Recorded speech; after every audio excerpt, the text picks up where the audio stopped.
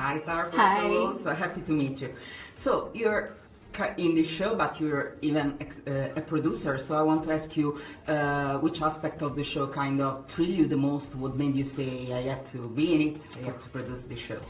Well, there was two things. In terms of what initially made me say yes was when I sat down with Jeff Davis, who created it, and we spoke about what he wanted to say with the show. Because at the end of the day, that's really why we're here, to say something. And the idea of using these monsters as a metaphor for what we're all facing now, the anxiety, loneliness, this disconnect that we have because we're becoming, socially connected and technologically connected, but more and more emotionally disconnected. I meet kids all the time that don't know how to look in the eye and hold that because they're this or they're busy doing this, but they're not experiencing what's happening.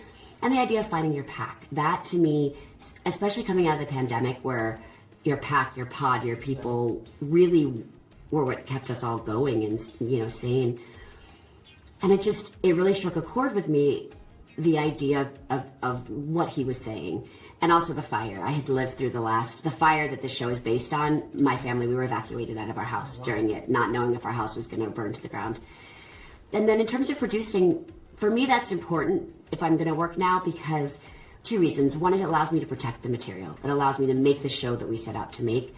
But it also allows me to create an environment that I want to be in, that I look forward to going to work every day, and that I truly think other people look forward to. So many crew members came up to me and said, that was the most chill, relaxed set. Like even when we were running behind and late at night, it all felt like a community. It felt collaborative.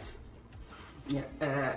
You say obviously that it's important for the kids, and actually I want to ask you something about this because I guess fantasy story, supernatural kind of help, I guess the show, say something to the new generation. They can learn a lot, and I want to ask you something you already said, but how much is important, to show positive message even through fantasy and stuff like this. And sometimes people are more willing to hear it in fantasy, but as long as they connect, it doesn't matter what genre it's in, as long as there's somebody to connect to. And I was thinking earlier today about it, like just the fact that when Everett tells Bella's character about he has anxiety, and instead of just going like writing him off, she's like, here, take this cube, this is how I work with that's how you connect. And I think that's just really important to show.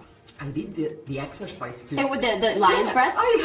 Because I guess it can be useful. So we're showing tools like that in the States, and hopefully around the globe. We're going to do some mental health partnerships specifically for young kids to learn. I think a lot of times, and I know I'm guilty of it too with my teenagers, we just say, oh, it's hormones, oh, it's this.